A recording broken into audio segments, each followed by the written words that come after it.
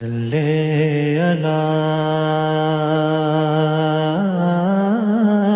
نبينا صلي على محمد। মানুষের সমস্ত জনপ্রিয়তা, সকল গ্রহণযোগ্যতা আস্তে আস্তে মিশে যায় বাতাসের সাথে, কালের সাথে।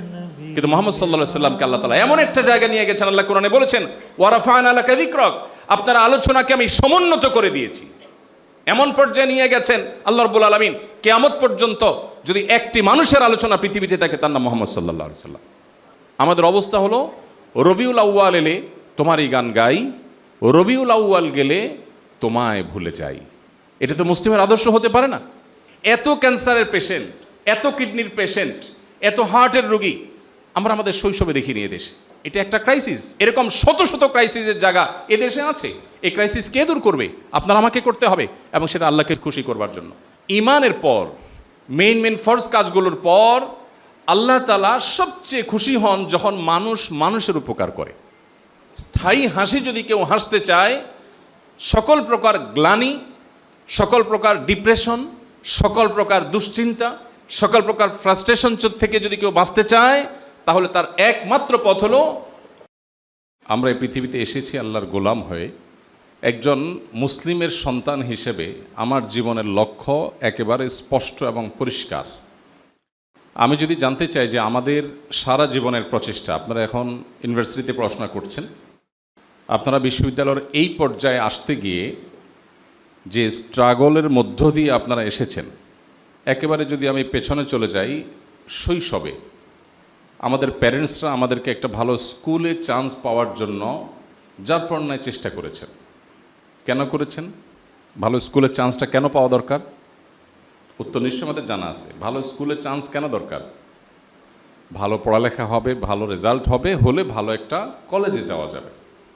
এরপর ভালো কলেজের জন্য অনেক চেষ্টা করি আমরা, অনেক পরিশ্রম করি, জীবন একাকার করে ফেলি। ভালো কলেজে চান্স পাওয়ার পর আমরা ভালো ইউনিভার্সিটিতে যাওয়ার চেষ্টা করি।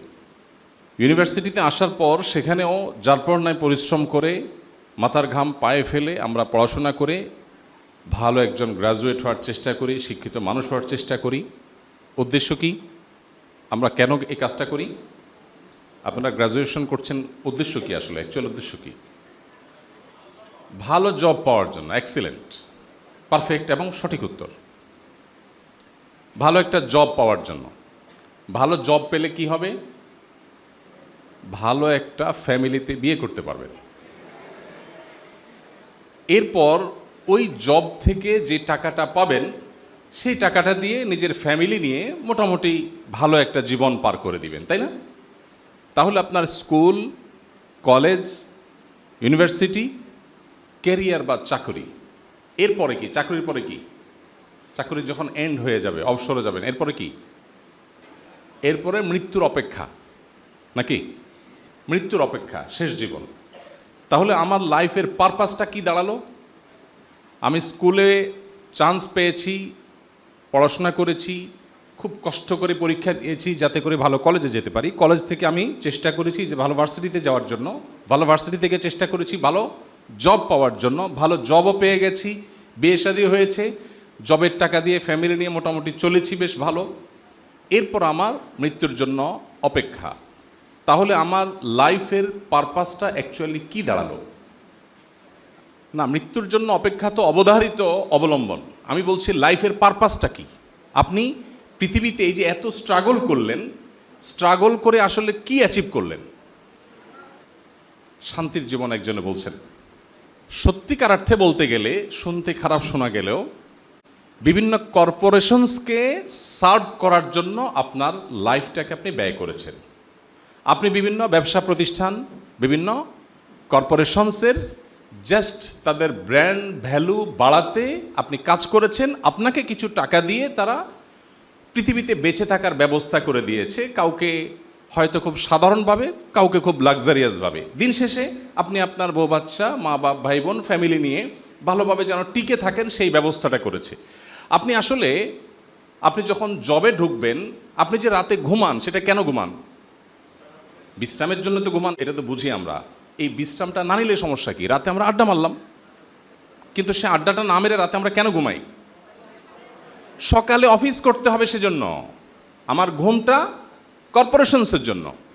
আমি গোসল টোসল করে ফ্রেশ জামা কাপড় পরি সকালে, কেন? কারণ আমার অফিসে যেতে হবে, সেখানে ফ্রেশনেস দরকার আছে। আমি খাওয়া দাওয়া করি, আমার এনার্জি হয় শরীরে, কেন? কারণ অফিসে আমার জব করতে হবে, সেখানে তাদেরকে আমার শ্রম দিতে হবে। তো আমাদের পুরো লাইফের পারপাসটা হলো অ্যাকচুয়ালি বিভিন্ন কর্পোরেশনসকে সার্ভ করা। তারা আমাদের জীবনের সমস্ত অর্জন দিয়ে, আমাদেরকে স্কুলে পড়াচ্ছে তাদের প্রয়োজনে, আমাদেরকে কলেজে পড়াচ্ছে, সিস্টেম ডেভেলপ করেছে কর্পোরেশনসগুলোর প্রয়োজনে। তাদের বিভিন্ন রকমের সার্ভ করার মানুষ দরকার, বিভিন্ন লেয়ারে লেয়ারে দরকার। পিএইচডি হোল্ডার, তাদেরকে দিয়ে এক রকমের সার্ভ নিবে। গ্র্যাজুয়েশন করা, তাদেরকে দিয়ে এক রকমের সার্ভিস নিবে। আন্ডার গ্র্যাজুয়েশন যারা থাকবে তাদের নিয়ে আরেক রকমের সার্ভিস নিবে। দিন শেষে আমরা সবাই মিলে পানি ঢালছি কিছু কর্পোরেশনসের গোড়ায়।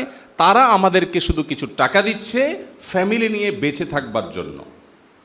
তাহলে আমার হোল লাইফের পারপাস হলো আমি মূলত বিশেষ কোনো কর্পোরেশনসকে, কোনো শিল্প প্রতিষ্ঠানকে, সরকারি বেসরকারি কোনো অথরিটিকে, কোনো বডিকে, কোনো ব্র্যান্ডকে আমি আসলে সার্ভ করছি, এবং সার্ভের বিনিময়টা কি পাচ্ছি?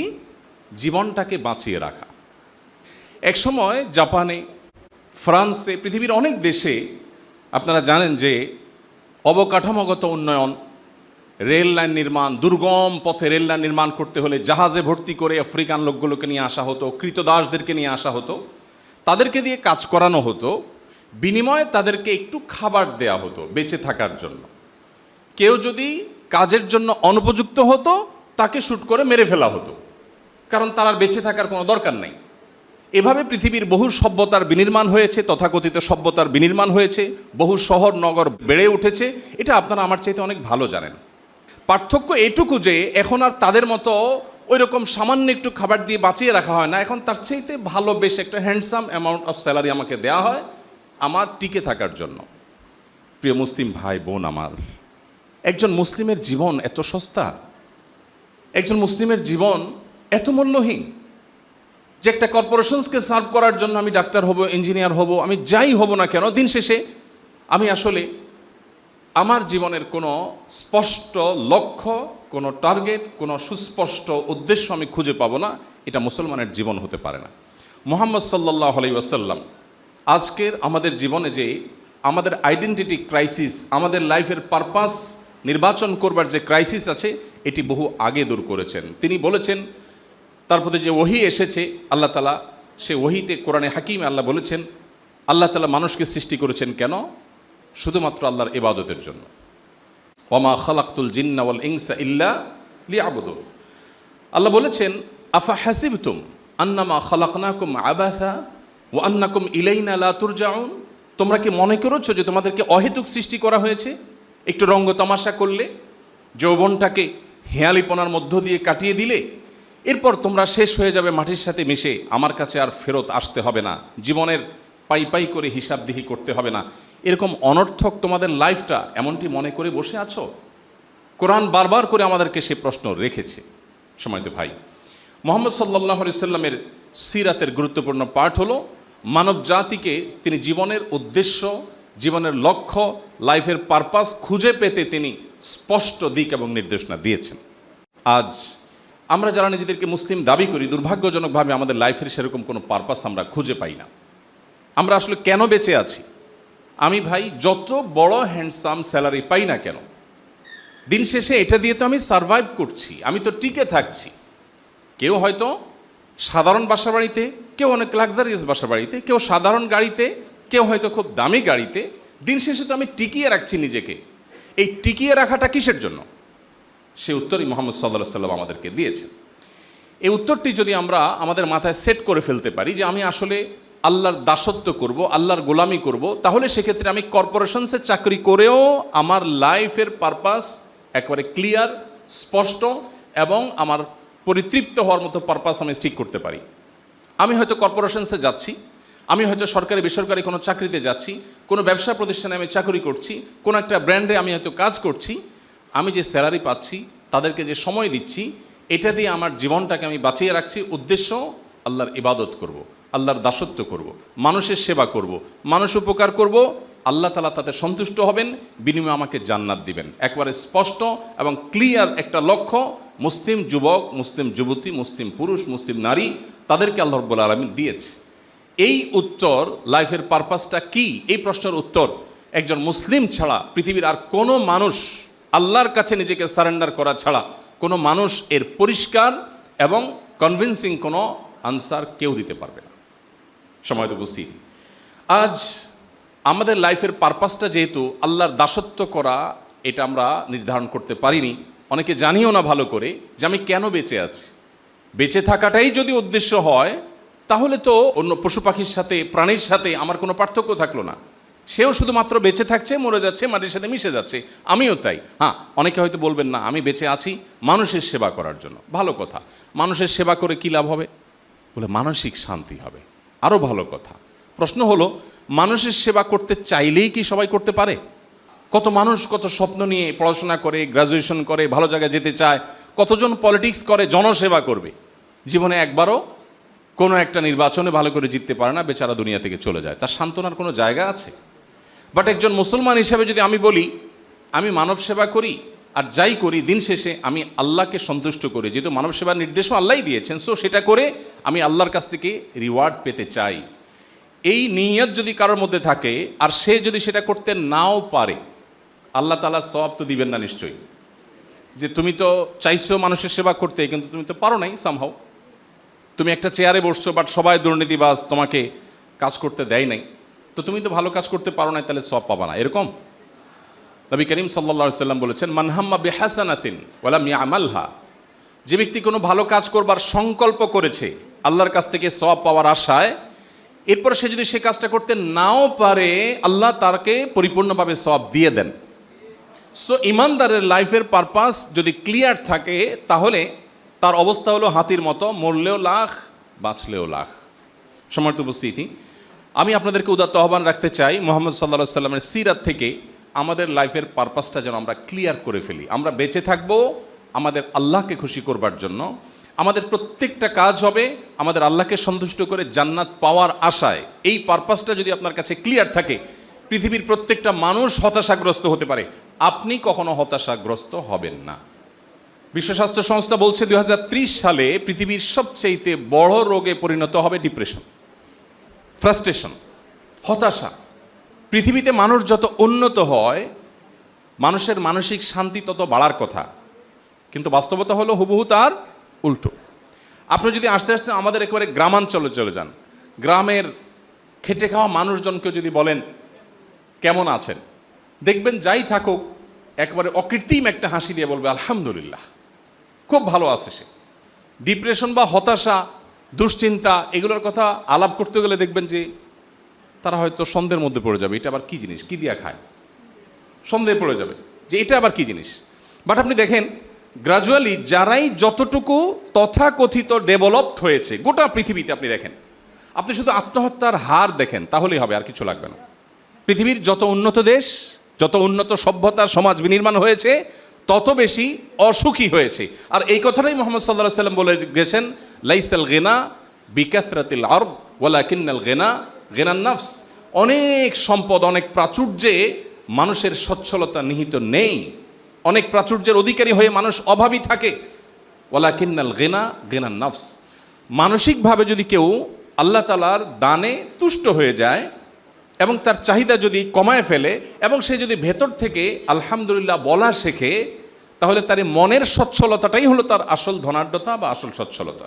সম্মানিত উপস্থিতি, আজ আমাদের লাইফের এই পারপাসটা ক্লিয়ার না থাকার ফলশ্রুতিতে বস্তুবাদী এবং পুঁজিবাদী এই সমাজ আমাদেরকে শিখিয়েছে যেই কোনোভাবে টাকা পয়সা কামাই করতে হবে, একটা অবস্থান ক্রিয়েট করতে হবে। যদি হয় তাহলে সমাজের মানুষ তাকে সাকসেস বা সফল বলবে। কিভাবে করেছে, কোন পথে সে এই টাকা উপার্জন করেছে, কিভাবে সে এই পর্যন্ত এসেছে, সেটার দেখা দেখির দরকার নাই। কোনোভাবে একটা ভালো জায়গায় চলে গেলেই তাকে আমাদের সমাজের মানুষ ওয়েলকাম করে, সাকসেস মানুষ বলে। বাহ, ঢাকা শহরে এসেছিল, যাওয়ার লঞ্চের ভাড়াও ছিল না, বাসের সিটের ভাড়াও ছিল না, ঝুলে ঝুলে এসেছে, এখন কোটি কোটি টাকার মালিক। What is success? জীবনের সফলতা কাকে বলে? অমুককে দেখলে বুঝতে হয়। কিভাবে করেছেন, কোন পথে করেছেন, ডাজ নট ম্যাটার। তো এইরকম সমাজ ব্যবস্থা বিনির্মাণ, এটা মুহাম্মদ সাল্লাল্লাহু আলাইহি সাল্লামের আদর্শের পরিপন্থী। মুহাম্মদ সাল্লাল্লাহু আলাইহি সাল্লাম আমাদেরকে যে জীবনের লক্ষ্য বাতলে দিয়েছেন, সেটাকে যদি আমরা মাথায় রাখি, তাহলে সেক্ষেত্রে আমাদের মধ্যে এই অসৎ উপায়ে সম্পদের পাহাড় গড়ে তোলাকে আমরা কখনো সাকসেস হিসাবে বিবেচনা করব না। আজ সিদ্ধান্ত এসেছে গোটা বিশ্বের মানুষকে পথনির্দেশ করবার জন্য মুহাম্মদ সাল্লাল্লাহু আলাইহি সাল্লামের অনুসারী দাবিদার আমরা যেন মুহাম্মদ সাল্লাল্লাহু আলাইহি সাল্লামের আদর্শে অনুপ্রাণিত হয়ে আমরা এমন জীবন গঠন করি যে জীবনে সততা, সত্যবাদিতা, ন্যায়নিষ্ঠা এগুলোরই মূল্য হবে এবং এগুলোকেই গুরুত্ব দেওয়া হবে। সমাজের সবাই কি বলল সেটা দেখার দরকার না, আমি সৎ কিনা সে জিনিসটা আমরা দেখব। আপনি পরীক্ষায় ভালো ফলাফল করছেন কিনা এটা সবাই দেখতে চায়। আপনি চেষ্টা করেছেন কিন্তু ভালো ফলাফল হয়নি, আপনাকে কেউ অ্যাপ্রিসিয়েট করবে না। আমাদের সমাজের অবস্থা এরকম না? আরেকজন পরীক্ষায় ভালো ফলাফল করেছেন, নকল করেছেন কিনা, তার বাবা মা খোদ নকলের সেট টাকা দিয়ে কিনে এনেছেন কিনা এটা কেউ বিবেচনায় আনবে না। আপনি অনেক কিছু করতে পারেন না, আপনার সাথে একসাথে পড়াশোনা করে অনেক কিছু করে ফেলেছে, আপনার বাবা মাও খোঁচা দিয়ে বলবে একসাথে পড়াশোনা করেছিস, ও কোথায় গেছে আর তুই কোথায় দাঁড়িয়ে আছিস। সে কি পথে উপার্জন করেছে সেটা কেউ বিবেচনায় আনবে না। এই ক্রাইসিসটা দূর করার জন্য আপনাদেরকে উদ্যোগ নিতে হবে এবং মুহাম্মদ সাল্লাল্লাহু আলাইহি সাল্লামের উম্মতের সদস্য হিসাবে, একজন তরুণ হিসাবে নিজে একজন আদর্শ মুসলিম হওয়া এবং সেই সাথে অন্যদেরকে জীবনের পারপাস খুঁজে পেতে আপনাকে আমাকে গাইড করতে হবে। আল্লাহ আমাদের সবাইকে সেই তৌফিক দান করুন। সম্মানিত উপস্থিতি, আল্লাহ তাআলা কোরআনে কারিমে বলেছেন, ফামান যুহজিহা আনিন নারি ওয়া উদখিলাল জান্নাতা ফাকাদ ফাজ। আমরা যাদেরকে সাকসেস বলি এরা আসলে কেউই সাকসেস না। পরিপূর্ণ এবং চূড়ান্ত সাকসেস পৃথিবীতে কোনো মানুষ কখনোই হতে পারে না আসলে। কারণ পৃথিবীর কোনো হাসির কোনো গ্যারান্টি নেই, পৃথিবীর কোনো কান্নার কোনো স্থায়িত্ব নেই। এখানে আজ যে লোকটি হাসছে অচিরেই সে হয়তো কাঁদবে, কোনো ইস্যু তার জন্য অপেক্ষা করছে যেটা সে জানে না। আজ যে লোকটি কাঁদছে সে অচিরেই হয়তো হাসবে, কোনো হাসির উপলক্ষ তার জন্য অপেক্ষা করছে। এই জন্য এখানকার সাকসেস না, এখানকার তথাকথিত ব্যর্থতাও চূড়ান্ত কোনো ব্যর্থতা নয়। আল্লাহ কোরআনে বলেছেন, ফামান যুহজিহা আনিন নারি ওয়া উদখিলাল জান্নাহ, যাকে জাহান্নাম থেকে দূরে সরিয়ে দেওয়া হবে, কিয়ামতে ফয়সালা শোনানো হবে, অমুকের সন্তান অমুক এলাকার অধিবাসী সে জাহান্নাম থেকে মুক্ত, ওয়া উদখিলাল জান্নাহ, এবং সে জান্নাতি। এই সুসংবাদ যেদিন মানুষ শুনতে পাবে সে চূড়ান্ত সাকসেস হবে। এরপরে আর কখনো ব্যর্থতার কোনো গ্লানি তাকে স্পর্শ করবে না। পৃথিবীর সবচেয়ে লোভনীয় আসনে আপনি চলে গেলেন, সেটা কি স্থায়ী? আর কিছু না হোক মৃত্যু তো কেড়ে নেবেই, আর এর বাইরে তো বহু ব্যর্থতা আছেই। অতএব চূড়ান্ত সাকসেস যদি কেউ হতে চায়, স্থায়ী হাসি যদি কেউ হাসতে চায়, সকল প্রকার গ্লানি, সকল প্রকার ডিপ্রেশন, সকল প্রকার দুশ্চিন্তা, সকল প্রকার ফ্রাস্ট্রেশন থেকে যদি কেউ বাঁচতে চায়, তাহলে তার একমাত্র পথ হলো আল্লাহ রাব্বুল আলামিনের গোলামি, মুহাম্মদ সাল্লাল্লাহু আলাইহি সাল্লামের আদর্শকে নিজের আদর্শ হিসেবে গ্রহণ করা। এই ব্যক্তি সম্পর্কে নবীজি বলেছেন, আজাবান লি আমরিল মুমিন ইন্না আমরাহু কুল্লাহু খায়র। ইমানদারের পুরো জীবনটা অদ্ভুত, তার পুরো জীবনটাই কল্যাণে ভরা। ইন আসাবাহু খায়রুন, ইমানদারের জীবনে যদি কোনো ভালো অ্যাচিভমেন্ট হয়, শাকারা, সে আল্লাহকে শুকরিয়া জানায়, অ্যাচিভমেন্টও হলো। আবার এদিকে আল্লাহকে শুকরিয়া জানানোর ফলে তার আমল নামাতে আখিরাতের স্থায়ী পার্মানেন্ট অ্যাকাউন্টে বিনিময় লিখে দেওয়া হলো। ওয়াইন আসাবাহু শাররুন, তার জীবনে যদি কোনো বিপদ এসে তাকে স্পর্শ করে, সবরা, সে আল্লাহকে খুশি করার জন্য ধৈর্য ধারণ করে, ফাকানা খায়রাল্লাহ, সেটাও তার জন্য কল্যাণ বয়ে আনে।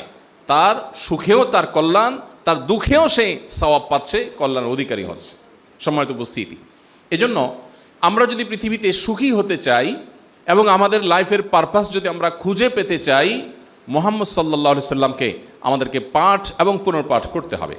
আমার আগে ডক্টর মোহাম্মদ সাইফুল্লাহ হাফিজাহুল্লাহ অত্যন্ত যথার্থই বলেছেন, আমাদের অবস্থা হলো রবিউল আউয়াল এলে তোমারই গান গাই, রবিউল আউয়াল গেলে তোমায় ভুলে যাই। এটা তো মুসলিমের আদর্শ হতে পারে না, মুহাম্মদ সাল্লাল্লাহু আলাইহি সাল্লামের আদর্শ হতে পারে না। আমাদের কাছে প্রশ্ন দেয় মানুষ, হুজুর রবিউল আউয়ালের আমল কি? 12 মাসের আমল জানতে চায় না মানুষ, রবিউল আউয়ালের আমল জানতে চায়। প্রিয় ভাইরা আমার, মুহাম্মদ সাল্লাল্লাহু আলাইহি সাল্লামকে আমাদের জানা প্রয়োজন। সেজন্য একটি সেমিনার নয়, একটি সেশন নয়, একটি আয়োজন নয়, সেজন্য প্রয়োজন একটি ছোট সিদ্ধান্ত। আমি আমার লাইফ, আমি আমার জীবন এটা কিভাবে নির্বাহ করব, কিভাবে পরিচালনা করব, আমি সেটা কোথা থেকে গ্রহণ করব। এই সিদ্ধান্ত যদি আপনি নিতে পারেন এবং মুহাম্মদ সাল্লাল্লাহু সাল্লামকে আপনি সত্যি আপনার আদর্শ হিসাবে ভেতর থেকে ধারণ করে সত্যিকারের মুসলিম হয়ে উঠতে পারেন, তাহলে তাকে আপনার শুরু থেকে শেষ পর্যন্ত জানতে হবে। আমি জানি না আমার এখানে কোনো অমুসলিম বন্ধুরা আছেন কিনা। শুধু মুসলিম কেন, আমি বিভিন্ন জায়গায় বারবার একই কথা বলার চেষ্টা করি। আপনি যদি আপনার জীবনে সফল হতে চান, যেটাকে আপনি আক্ষরিক অর্থে সফলতা বলেন, সে অর্থেও যদি সফল হতে চান, তাহলে মুহাম্মদ সাল্লাল্লাহু সাল্লামকে পাঠ পুনর্পাঠ আপনাকে করতেই হবে। যদি আপনি সত্যানুসন্ধানী মানুষ হয়ে থাকেন, হন আপনি মুসলিম কিংবা অমুসলিম, হন আপনি কোনো ধর্মে অবিশ্বাসী মানুষ। কারণ পৃথিবীর ইতিহাসে এমন আরেকটি মানুষ আপনি খুঁজে বের করাটা কঠিন হবে, যে মানুষ পৃথিবীতে এসেছেন বিপদ মাথায় নিয়ে।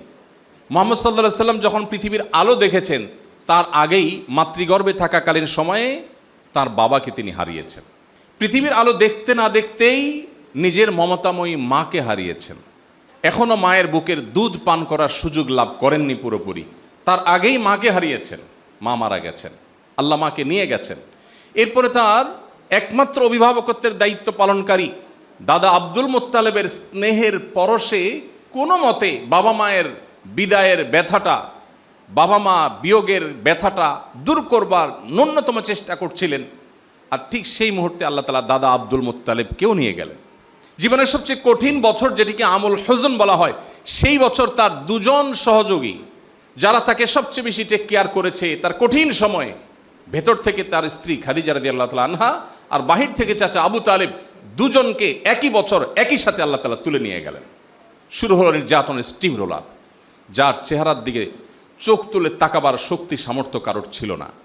কুরাইশের এরকম সম্ভ্রান্ত ফ্যামিলির এরকম আল আমিন উপাধি দেওয়া মানুষগুলো, তারাই তার নুরানি চেহারার উপর থুতু নিক্ষেপ করে দিল, তারাই তাকে ফিজিক্যালি আক্রমণ করলো।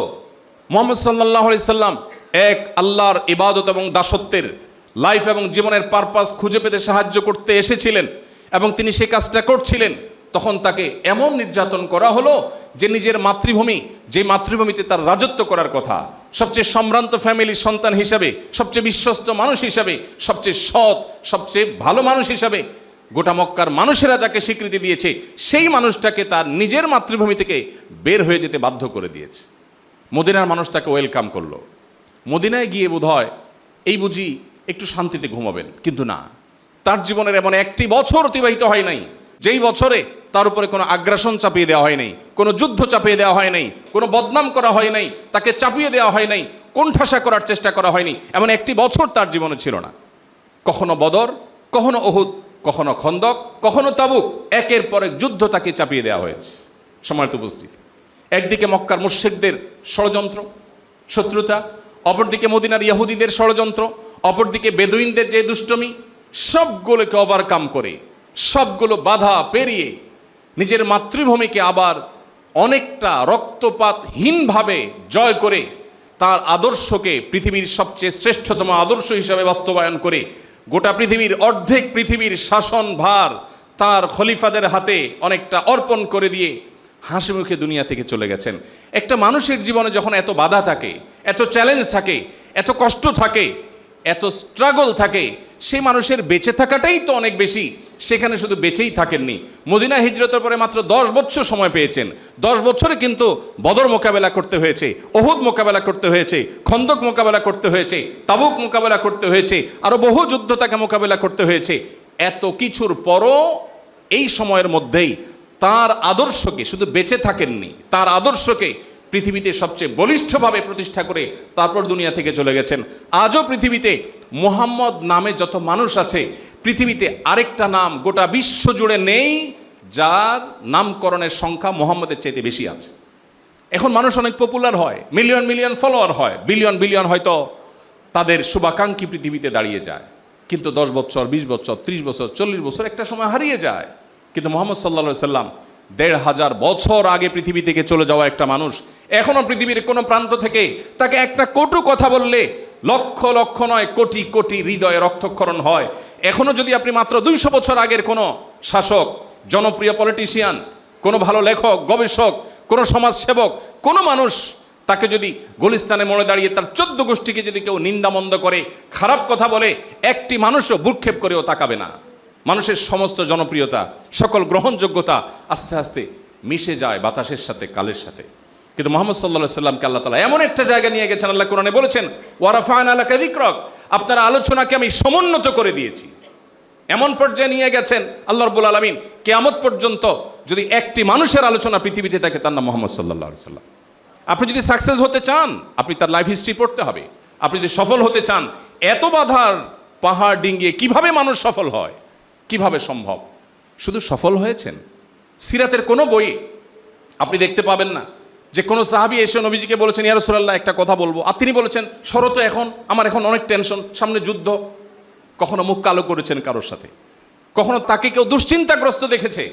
একটি জাল ভিত্তিহীন অমুসলিমদের, মুসলমানদের শত্রুদের লেখা কোনো সিরাত গ্রন্থে এরকম কোনো গল্প আপনি বের করতে পারবেন না।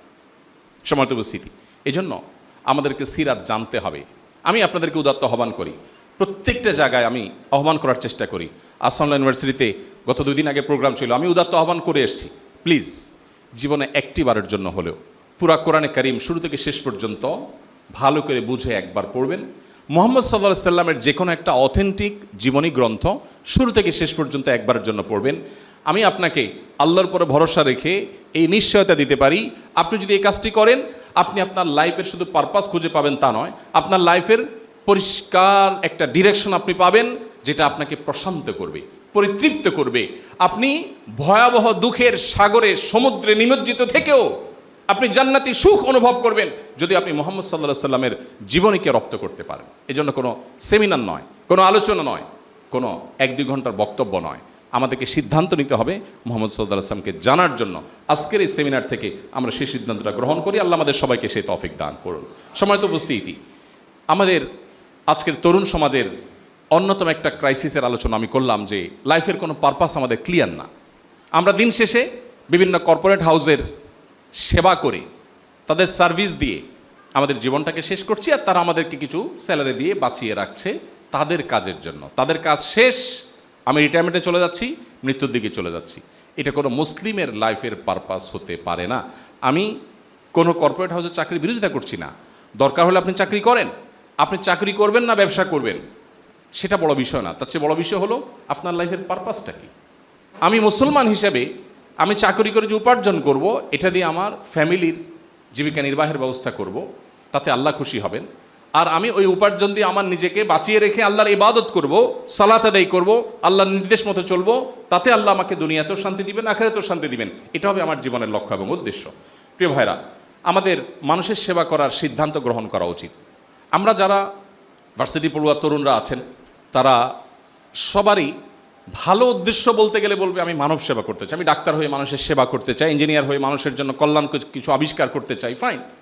বাট একজন মুসলমানের উদ্দেশ্য হবে, ঠিক আছে আমি এই সেবামূলক কাজটাই করব, কিন্তু এটার উদ্দেশ্য হলো মূলত আল্লাহকে সন্তুষ্ট করা। কারণ মানুষের সেবা করলে আল্লাহ খুশি হন। নবীজি সাল্লাল্লাহু আলাইহি ওয়াসাল্লাম বলেছেন, খায়রুন নাসি আনফাহুম লিন-নাস, সবচেয়ে ভালো মানুষ, আল্লাহর কাছে সবচেয়ে প্রিয় মানুষ তারা যারা মানুষের উপকারে সবচেয়ে বেশি আসে। ডক্টর খন্দকার আব্দুল্লাহ জাহাঙ্গীর রহমাহুল্লাহর একটি বক্তব্য আমি বিভিন্ন জায়গায় কোট করার চেষ্টা করি। আপনারা স্যারকে অনেকে চিনেন, ইসলাম বিশ্ববিদ্যালয় কুষ্টিয়ার প্রফেসর ছিলেন। স্যার বলতেন যে আল্লাহ আমাকে যে ইসলামের নলেজ দিয়েছেন, আমি ইসলামের উপর পড়াশোনা করেছি, অধ্যাপনা করেছি, গবেষণা করেছি, পিএইচডি করেছি, যা কিছু করেছি, আমার সারা জীবনের ইসলামী জ্ঞান অর্জনের নির্যাস 2 লাইন।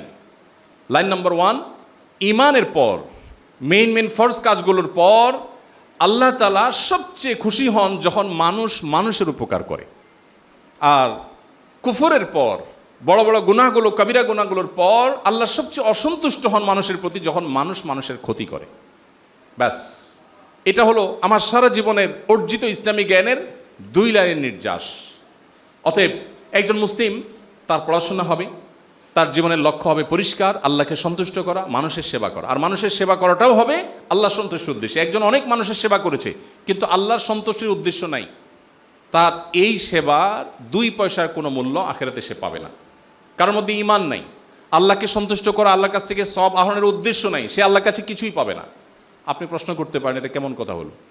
তাহলে মাদার তেরেসার মতো মানুষ এত সেবামূলক কাজ করেছেন, কিছুই পাবেন না যেহেতু তিনি মুসলমান হয়ে মরেন নাই? উত্তর হলো না, কিছুই পাবেন না। আল্লাহর কাছে কিছুই পাবেন না। একজন বলেছে, ভাই কেমন কথা, যে বিদ্যুৎ আবিষ্কার করেছে তার বিদ্যুৎ দিয়ে কোরআন পড়ে আপনি জান্নাতে যাচ্ছেন, আর সে যেহেতু মুসলমান না সে জাহান্নামে যাবে, কেমন কথা? একজন প্রশ্ন করেছে। তো এর উত্তর হলো, যেই লোকগুলোকে আপনি জান্নাতে নেয়ার কথা বলছেন ওনারা কি আসলে জান্নাতে যেতে চাইছেন কখনো? কি বলেন?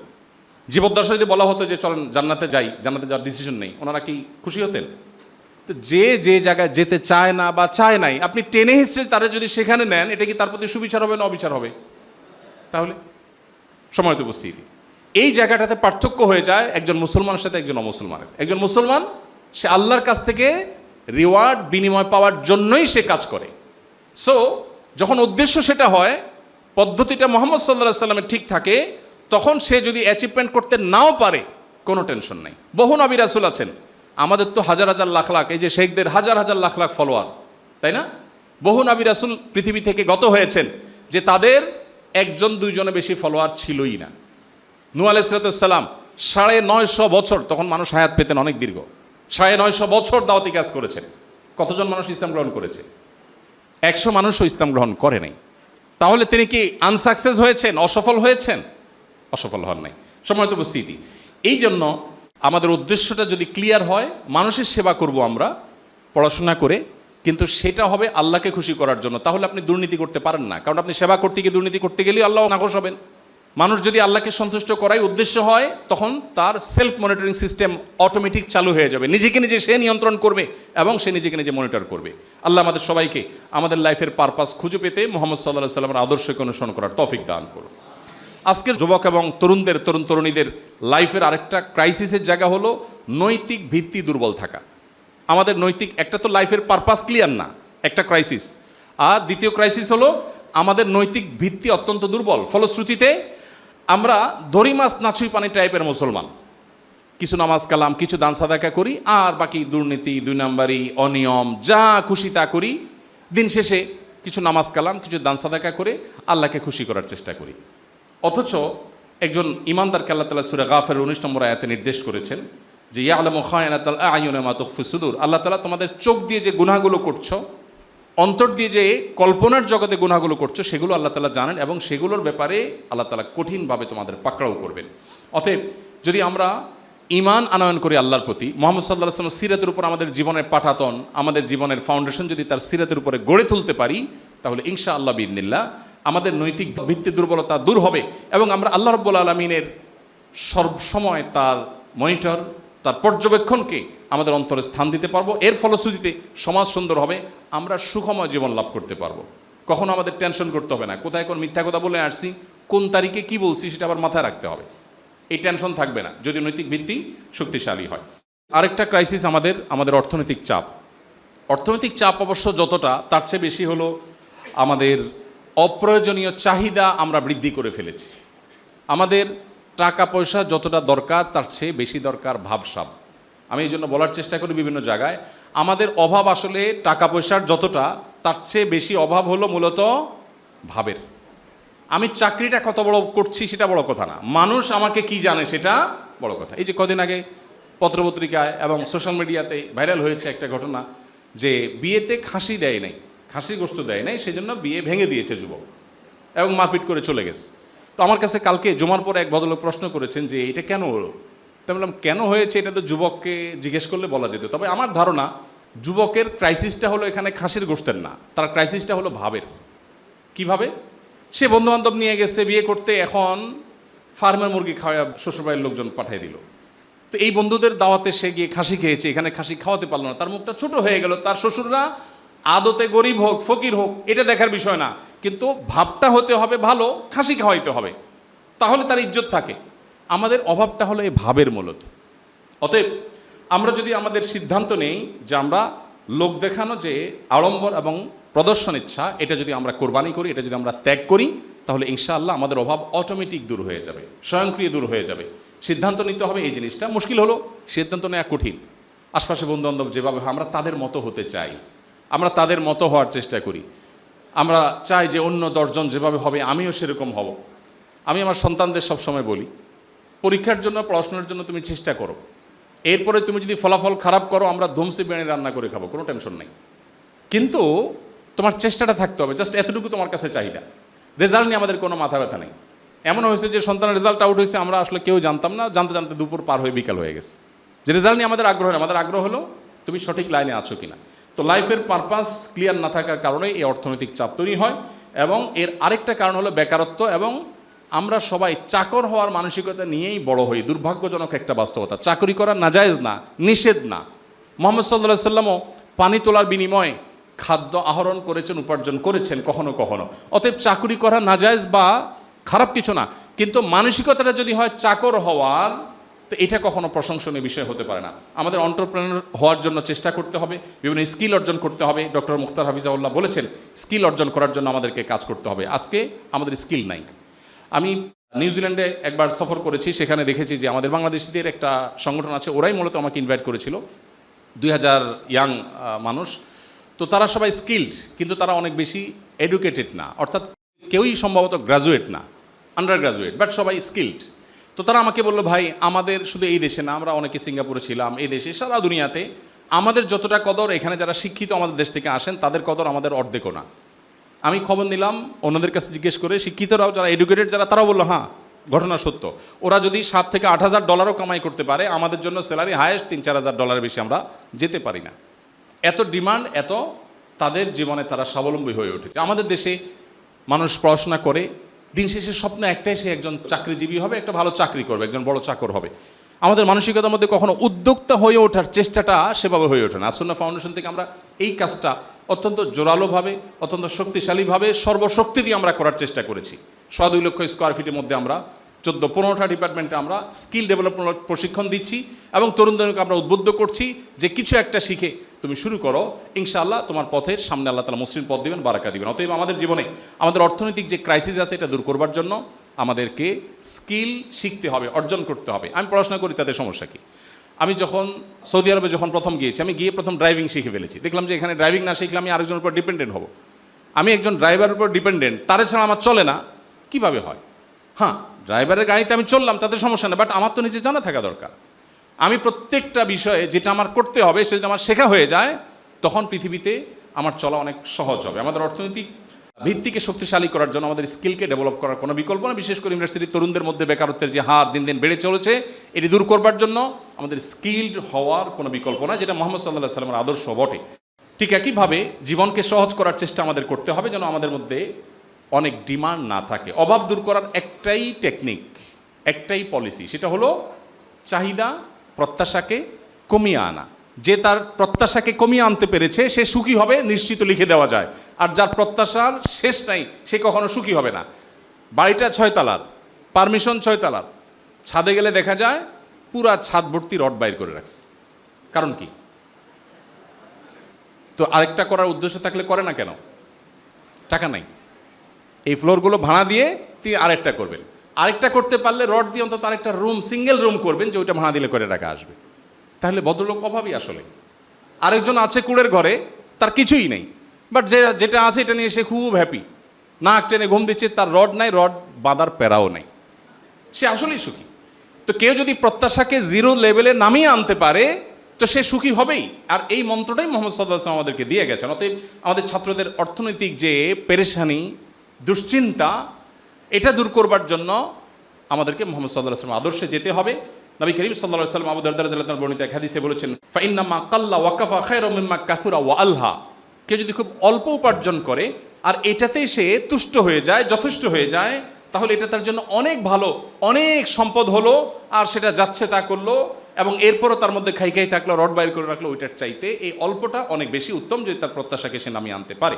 অতএব আমাদের সেই জায়গাটাতেও কাজ করতে হবে যদি আমরা সুখী হতে চাই, আমাদের অর্থনৈতিক ভিত্তিকে যদি শক্তিশালী করতে চাই। আজকে আমাদের দেশে কথা বলেন, গোটা দেশ এমন একটা অবস্থা হয়ে গেছে যে আমাদের মেধাবীরা বাইরে চলে যাচ্ছে, আর যারা দেশে আছে তারা কাজ করার পরিবেশ পাচ্ছে না, চাকরিতে ঢুকছে তো সৎভাবে নিজের মতো করে জীবনটাকে পরিচালনা করতে পারছে না। ক্রাইসিসের কোনো শেষ নাই। আপনি স্কিল ডেভেলপ করেন, নিজের যোগ্যতা অর্জন করেন, নিজে ছোট্ট করে কিছু শুরু করেন, কোনো কাজকে ছোট মনে না করে শুরু করেন। নবী করিম সাল্লাল্লাহু আলাইহি সাল্লাম বলেছেন, মা আকালা আহাদুন তাআমান কাত্তু খায়রাম মিন আন ইয়াকুলা মিন আমালি ইয়াদি। নিজের হাতে উপার্জন করার চাইতে উত্তম উপার্জন আর কারোর উপার্জন হতে পারে না। অতএব কোনো কাজকে ছোট মনে না করে আমরা যদি কাজ শুরু করে দেই, সবাই যদি স্কিল্ড হওয়া শুরু করে দেই, তাহলে একটা দেশের অর্থনৈতিক অবস্থা শক্তিশালী হওয়ার জন্য আর বেশি কিছু লাগবে না। আমরা আমাদের দেশের হাজারটা জায়গায় কাজ করবার সুযোগ আছে, হাজারটা জায়গা। আমরা গতকালকে ফজরের পরে আমাদের মসজিদের কিছু মুসল্লিদেরকে নিয়ে আমরা রাস্তার একটা জায়গা পরিষ্কার করলাম। সব মিলিয়ে কত, সামান্য একটু জায়গা, এই ঘরটা যতটুকু তার 4-5টা হবে, এতটুকু, সব মিলিয়ে কয়েকশো ফিট জায়গা হবে। 4 থেকে 5 বস্তা প্লাস্টিকের প্যাকেট, বোতল এবং এই জাতীয় জিনিসপত্র আমরা একত্র করেছি। তো আমি বললাম উপস্থিত যারা ছিলেন তাদেরকে যে দেখুন, এইটুকু জায়গা মাত্র 200-300 স্কোয়ার ফিট রাস্তার মধ্যে যদি আমরা এই পরিমাণ ময়লার স্তূপ পাই, তো এই মাটি থেকে কিভাবে ফসল উৎপাদন হবে। গত কয়েকদিন আগে দেখলাম প্রতি বছর বাংলাদেশে 6 বিলিয়ন মার্কিন ডলারের শুধুমাত্র কেমিক্যাল আমদানি করা হয়, যেটা বাংলাদেশি মুদ্রায় 72 থেকে 74 হাজার কোটি টাকা প্রতি বছর শুধু কেমিক্যাল আমদানি করা হয়। এবং কোন কোন পত্রিকা বলছে যে এটা বাড়তে বাড়তে অচিরেই 8 থেকে 10 বিলিয়নে গিয়ে পৌঁছাবে, অর্থাৎ প্রতি বছর এভারেজে 10-15% বাড়ছে। কিছু কিছু কেমিক্যাল আমাদের জন্য প্রয়োজনীয়, অতটা ক্ষতিকর না, কিন্তু আমাদের মাটিতে যে কেমিক্যালগুলো আমরা দিচ্ছি, এমনকি যে কেমিক্যালগুলো হয়তো আমরা গার্মেন্টসে, টেক্সটাইলে আমরা ইউজ করছি, এগুলো যথাযথভাবে ব্যবহার না করার কারণে, যথাযথ নীতিমালা ফলো না করার কারণে আমাদের পানিগুলো দেখবেন শেষ হয়ে যাচ্ছে, মাটিগুলো শেষ হয়ে যাচ্ছে, বাতাস শেষ হয়ে যাচ্ছে। এত ক্যান্সারের পেশেন্ট, এত কিডনির পেশেন্ট, এত হার্টের রোগী আমরা আমাদের শৈশবে দেখিনি এ দেশে। আমার বাবা ক্যান্সারে মারা গেছে, আমাদের ফ্যামিলিতে 8 জন ক্যান্সারের পেশেন্ট, যেখানে যাই যেই 10 জন 20 জনের মধ্যে একজন ক্যান্সারের পেশেন্ট পাওয়া যাচ্ছে। সেটা শুধুমাত্র এই কেমিক্যাল থেকেই হয়েছে আমি তা বলছি না, কিন্তু এটা একটা ক্রাইসিস। এরকম শত শত ক্রাইসিসের জায়গা এদেশে আছে। এই ক্রাইসিস কে দূর করবে? আপনার আমাকে করতে হবে, এবং সেটা আল্লাহকে খুশি করবার জন্য। এজন্য মানুষের জন্য উপকারী হওয়ার সিদ্ধান্ত গ্রহণ করা, আল্লাহর গোলামির সিদ্ধান্ত গ্রহণ করা, মুহাম্মদ সাল্লাল্লাহু আলাইহি সাল্লামকে নিজের আদর্শ হিসেবে গ্রহণ করা, সিদ্ধান্ত গ্রহণ করা, এটা শুধুমাত্র এই কয়েকটি ক্রাইসিস নয়, আরও যত ক্রাইসিস আছে। আমাদের তরুণদের একটা অংশ ড্রাগে এডিক্টেড হয়ে যাচ্ছে, সোশ্যাল মিডিয়াতে এডিক্টেড হয়ে যাচ্ছে, অটিস্টিক এবং প্রতিবন্ধী মানুষের মতো সারাদিন মোবাইলের মধ্যে ডুবে থাকছে, জীবন শেষ হয়ে যাচ্ছে, ফ্যামিলি ধ্বংস হয়ে যাচ্ছে, ফ্যামিলি ধ্বংস হয়ে যাচ্ছে, পরিবার শেষ হয়ে যাচ্ছে। মা মোবাইল টিপতে টিপতে বাচ্চাকে ঘুম পাড়ায়, মোবাইল টিপতে টিপতে বলে বাবা পড়ালেখা করো। বাচ্চা কেন পড়ালেখা করবে? বাচ্চারা তো শুনে শিখে না, বাচ্চারা পড়ে শিখে না, বাচ্চারা দেখে শিখে। ও দেখে ওর বাপ মা সারাদিন মোবাইল টিপে, আর মুখে বলে বাবা মোবাইল টিপতে হয় না, মোবাইল দেখতে হয় না, বই পড়তে হয়। ও বুঝে যে রাজ্যের সমস্ত সুখ নিশ্চয়ই মোবাইল দেখার মধ্যে, না হলে বাপ মা কেন দেখছে? তো আমাদের ক্রাইসিসের যত জায়গা আছে এর মধ্যে এই যে ড্রাগ এবং সোশ্যাল মিডিয়া এডিকশন, এটা একটা ক্রাইসিস জায়গা, বিশেষ করে তরুণদের মধ্যে। এই ক্রাইসিস দূরের জন্য মুহাম্মদ সাল্লাল্লাহু আলাইহি সাল্লামের আদর্শ অনুসরণ করতে হবে। আপনারা একটু আগে শুনছিলেন ডক্টর মুখতার হাফিজাহুল্লাহ বলছিলেন রাতে তাড়াতাড়ি শোয়ার ব্যাপারে। আপনারা রাত 10টার মধ্যে কে কে শোন? একটু হাত তুলে দেখাবেন মেহরবানি করে। রাত 10টার মধ্যে কারা কারা শোন? এভারেজে বেশিরভাগ দিন আর কি। হাত নেমে গেল কেন? কোনো সমস্যা? আচ্ছা থাক, লাগবে না, আপনাদের লজ্জা দিয়ে লাভ নেই। আমাদের উচিত হলো রাতে তাড়াতাড়ি শুয়ে যাওয়া। মুহাম্মদ সাল্লাল্লাহু আলাইহি সাল্লাম রাতে তাড়াতাড়ি ঘুমোতেন, এবং তিনি এশার পরে কোনো আলাপ আলোচনা পছন্দ করতেন না। আমি মাহফিল ছাড়ার অনেকগুলো কারণের একটা কারণ এটাও, যে গভীর রাত পর্যন্ত জেগে থাকতে হয়, আলোচনা করতে, এটা সুন্নাহ না, এটা মুহাম্মদ সাল্লাল্লাহু আলাইহি সাল্লামের আদর্শ না। তো এই যে গভীর রাত পর্যন্ত আমরা জেগে থাকি, এটা আমাদের জন্য ভালো না। পশ্চিমা দুনিয়াতে যান, এমনকি পূর্বে চলে যান, আপনি সেই জাপান নিউজিল্যান্ড থেকে নিয়ে একেবারে পশ্চিমে যতদূর যাবেন, গোটা দুনিয়াতে দেখবেন সমস্ত উন্নত দেশগুলো মানুষ সন্ধ্যার সাথে সাথে খেয়ে শুয়ে পড়ে আর ভোরে উঠে কাজ শুরু করে। আর আমাদের রাত শুরু হয় 9টার পর, আর দিন শুরু হয় সকাল 9টার পর। এটা কোনো আদর্শ লাইফস্টাইল হতে পারে? এই জন্য লাইফস্টাইল বলুন, অন্য যে কোনো বিষয় বলুন, আপনার আদর্শ যদি মুহাম্মদ সাল্লাল্লাহু আলাইহি সাল্লাম হয়, ইনশাআল্লাহ বিইذনিল্লাহ আপনার আমার জীবনের প্রকৃত সুখের সন্ধান আমরা পাবো। আল্লাহ তাআলা আমাদের সবাইকে সে পথে যাওয়ার তৌফিক দান করুন। আমাদের যে নৈতিক দুর্বলতা, ভিত্তির দুর্বলতা, সেই দুর্বলতাতেও আমাদের মুহাম্মদ সাল্লাল্লাহু আলাইহি ওয়াসাল্লামের আদর্শ যদি আমরা অনুসরণ করি, এবং আমরা যদি কোরআনে যে যুবকদের কথা বলা হয়েছে, আল্লাহ বলেছেন সূরা কাহফের মধ্যে, ইন্নাহুম ফিতিয়াতুন আমানু বিরাব্বিহিম ওয়াজিদনাহুম হুদা। আসহাবে কাহফের যুবকেরা কয়েকজন যুবক ছিল যার ঈমান এনেছে আল্লাহর প্রতি, আল্লাহ তাদের প্রতি হেদায়েত বাড়িয়ে দিয়েছেন, তারা তাওহীদকে সংরক্ষণ করবার জন্য চেষ্টা করেছে। আজকে সেরকম কিছু আদর্শবাদী, সেরকম ঈমানদার, আল্লাহ ভীরু, মুত্তাকি, পরহেজগার, সত্যিকারের মুসলমান যুবক, কিছু যুবতী আজকে প্রয়োজন এই দেশকে, এই বিশ্বের ব্যবস্থাকে পরিবর্তন করবার জন্য, সংশোধন করবার জন্য, সুখের ঠিকানা নিয়ে যাওয়ার জন্য। আমাদের জীবনটাকে সেই জায়গায় নিতে হবে। মুশকিল হলো নৈতিক ভিত্তি আমাদের বড় দুর্বল। আমাদের মধ্যে এমন যুবক পাওয়া কঠিন, যে যুবক হাত দিয়ে বুক টান টান করে বলতে পারবে আমার জীবনে কোনো অবৈধ হারাম সম্পর্ক, রিলেশন আমি কারোর সাথে এক মুহূর্তের জন্য করি নাই। বুক টান টান করে সৎসাহসের সাথে বলতে পারার মতো যুবক খুব বেশি নাই। দু একজন হাত তুলছেন, আপনারা তুলে বাকিদেরকে লজ্জা ফেলবেন না। সেই যুবক পাওয়া কঠিন হয়ে গেছে। আপনি যেটাকে নাম দিয়েছেন প্রেম, এটা হলো পৃথিবীর সবচেয়ে বড় ধোঁকা, সবচেয়ে বড় প্রতারণা। কিভাবে প্রতারণা? আপনার লাইফে কে আসবে আপনি জানেন না। আরেকজনের সাথে যে আপনি ইটিস পিটিস করলেন, এটা কি যার সাথে আপনার লাইফ পার্টনার হবে, লাইফ পার্টনার হওয়ার পরে আপনি তাকে সারাদিন জিকির করবেন, মুখে জিকির করতে থাকবেন, তোমাকে ভালোবাসি, তোমার মতো মানুষ হয় না, তোমার হাতের মতো রান্না হয় না, এগুলো সব তো বাটপারে। কারণ আপনি এই সেম কথা ইতিপূর্বে অন্যজনকে বলে আসছেন। ইসলাম বলে তোমার সমস্ত আবেগ অনুভূতি এগুলো সঞ্চয় করে রাখো তোমার যে লাইফ পার্টনার হবে তার জন্য। আজকে পশ্চিমা দুনিয়া থেকে শিক্ষাটা নিচ্ছেন, জ্ঞান গবেষণা নিচ্ছেন, টেকনোলজি নিচ্ছেন, নেন, আরও বেশি করে নেন, নিতে হবে আমাদের, ভালো কিছু গ্রহণ করতে অসুবিধা নেই। কিন্তু তাদের থেকে বস্তা পচা সস্তা সংস্কৃতি কেন নিচ্ছেন? আমার বিশ্ববিদ্যালয় ক্যাম্পাস দেখলে কেন এই দেশকে ধারণ করে প্রচণ্ডভাবে আমার তরুণদেরকে দেখলে সেটা কেন মনে হবে না? সম্মানিত উপস্থিতি, এই জায়গাতে আমাদের অ্যাড্রেস করতে হবে, আমাদের জীবনকে পরিবর্তন করতে হবে। আজকের এই সেমিনার হোক সেই পরিবর্তনের মূল সূত্র। এখান থেকে আমরা জীবনকে নতুনভাবে চালাবার সিদ্ধান্ত গ্রহণ করি, আল্লাহর কাছে সঁপে দেই। আল্লাহর কাছে আমাদের সবাইকে চলে যেতে হবে। জীবন আল্লাহর কাছে সঁপে না দিলে আমরা দুনিয়াতেই সুখী হব না, আখিরাত তো অনেক পরের কথা। আল্লাহ তাআলা আমাদের সবাইকে আমল করার তৌফিক দান করুন। আল্লাহ তাআলা আপনাদের সবাইকে উত্তম বিনিময় দান করুন। হামদর্দ বিশ্ববিদ্যালয় বাংলাদেশ কর্তৃক আয়োজিত আজকের সিরাজ সেমিনারের সম্মানিত সভাপতি মহোদয় এবং অন্যান্য শিক্ষকবৃন্দ এবং স্টাফ কর্মকর্তা কর্মচারী এবং সম্মানিত শিক্ষার্থীবৃন্দ, আর বিশেষ করে দুজন স্কলার আমার সামনে উপস্থিত, আরেকজন চলে গেছেন, সমস্ত ওলামা একরাম, সবাই যে আমাকে এত সময় দিয়েছেন কিছু আগোছালো কথা বলার জন্য এবং ধৈর্য ধরে যে শুনতে পেরেছেন আপনারা, এটা সত্যিই প্রশংসার দাবিদার। এত সময় আপনারা মনোযোগ দেওয়ার জন্য আল্লাহ আপনাদের সবাইকে উত্তম বিনিময় দান করুন।